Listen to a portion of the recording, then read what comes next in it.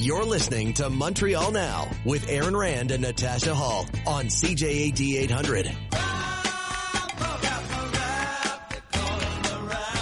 That is James MENNIE over at the Montreal Gazette. So Jim McGill, boom, pulling the plug on a French language training program. They were going to invest apparently about $50 million, not chump change.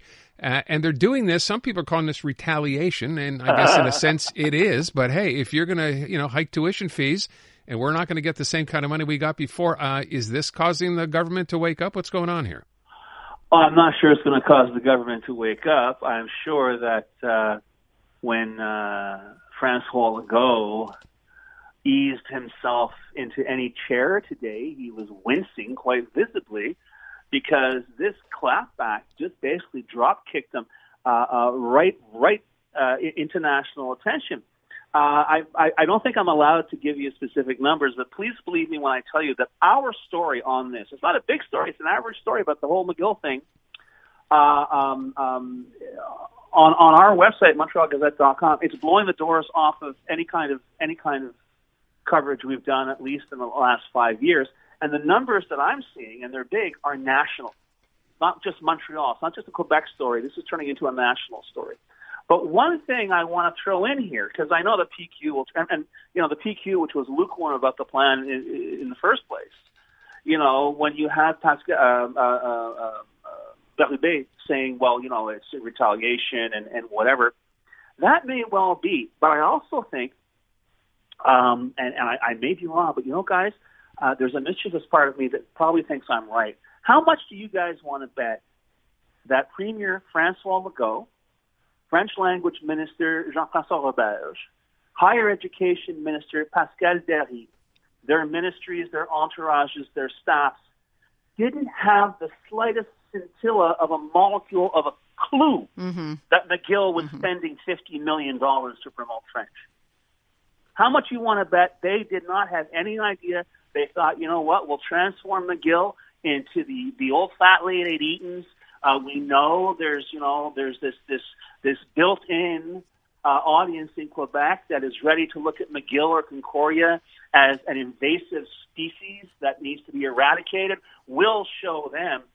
I think the other lesson that Francois Legault learned today, and I think a lot of people already knew it, is that, you can say there's a Quebec nation, but you can definitely say there's a McGill nation. And if you think the blowback on this is going to be limited to the announcement by McGill today, don't forget, even the head of the PQ got his education there. A lot of people have a connection to McGill. And I would think that you punkishly mess around with that institution at your own political peril. It may not happen tomorrow, may not happen next month, but believe me, Francois Legault today, in his bid to, efface the humiliation of getting beaten like a drum in a by-election in Quebec City, has now made himself a lot of enemies who are not going to call talk radio shows. They are not going to express themselves in the House of Commons or on some other public forum. But believe me, there's a lot of power that flows out of McGill. And to turn around and basically launch a full frontal and, quite frankly, gratuitous attack on what is really a Canadian and a Quebec institution. I think Francois Legault finally may have tapped the wrong guy on the shoulder who was standing at the bar and minding his own business. Mm-hmm. But at the same time, Jim, yesterday when we talked about this, and I said, do you think, even now, before the McGill thing happened, obviously, but even now, Francois Legault's not the kind of guy to sit back, and as we all agree, he doesn't admit when he makes mistakes. Why would we think he would change his mind on this? As I say, this transcends the usual proclivity that the CAQ has for going after people who have virtually no support elsewhere. English Quebec has zero support in Ottawa, whether it's from the Tories or from the Liberals. Immigrants, visibly pious people, you can't be in the Quebec public service. Well, you're not getting a lot of gravity of sympathy for that. But McGill is something else.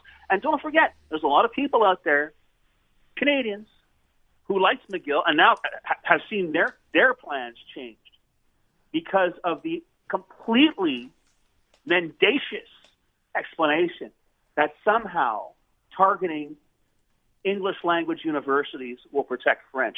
It is garbage. It is demonstrable garbage. And believe me, if nothing else, the amount of attention this story is getting is going to tangle up Francois Legault far more than Bills 21 or 98, because as I say, and even as I speak to you, the numbers keep going up. This is a national story. I've been thinking about the kinds of conversations that are probably happening behind closed doors right now. We touched on it yesterday that we haven't heard anything from Pierre Fitzgibbon. We heard a perfunctory, 7 words from Éric Girard today. Meanwhile, Pascal Darry is still kind of doubling down. But we heard from the principal of bishops yesterday that there are conversations. He's been in touch directly with the minister. What do you think the conversations are that are happening amongst the CAQ, but also with the universities? Well, I think certainly at the ministerial level, if there's anybody who thinks this is a bad idea, and if they're speaking frankly, they'll say, listen, it's not me, it's my boss. There's nothing I can do about this. I mean, we know you don't have to be an expert in Quebec politics to have both ministers at the same press conference, one saying, well, they don't stay here once they get their education, and the other saying their presence here is a threat to French. Right, exactly. It doesn't add up. It doesn't make sense. Yeah, it also doesn't make sense financially, Jim. I keep hearing Pascal Darry. She said it again today. I think the number she gave was $400 million comes into the economy here from foreign students, 3/4 of it from Anglos. Well, if you want to take money from foreign students coming in here and give it to French universities, the less money you have to work with, the less money French universities get. It makes no sense. I don't get it. It makes no sense, but don't forget, Madame Derry used to be a TVA reporter, so she's very good at sticking to the script.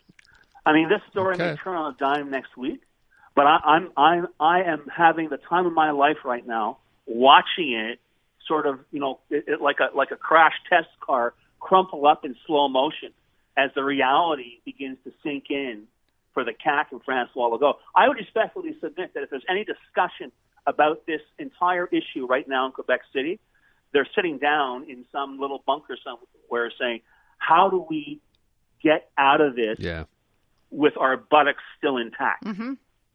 I believe that's probably the case. Jim, I don't want to run out of time. I want to have you weigh in because it's going to be my question in just a second here.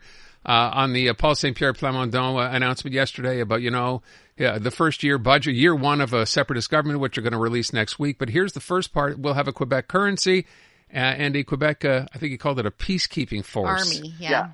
Where have you heard this before? I think I mentioned to you yesterday, I thought this was part of Pauline Marois' spiel back in 2014 when she was running for re-election. Turns out it's not. She had talked about keeping the Canadian dollar. But what do you think of what you heard yesterday?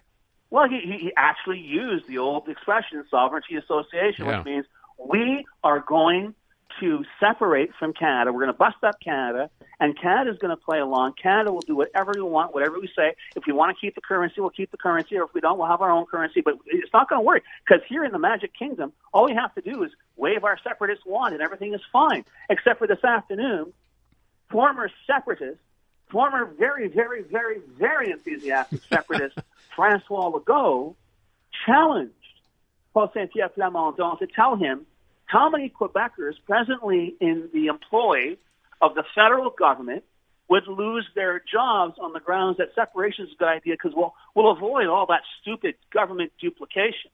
And just to put things into context, as we speak here in 2023, there are about 28,000 Quebecers who work for the federal government in Quebec.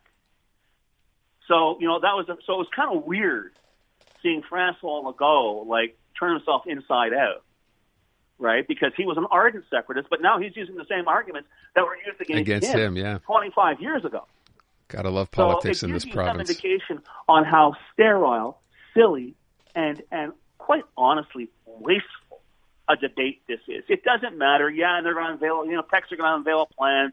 Look, it's economically sound. No, it isn't. We know that it isn't, and quite frankly, just the amount of publicity that a not separatist but nationalist government has been getting since last Friday does not bode well for Quebecers jumping on the bandwagon and saying, hey, let's form our own country and see how many people we can alienate. because that's exactly what this is going to do. James Mennie at the Montreal Gazette. Jim, thank you. Matt.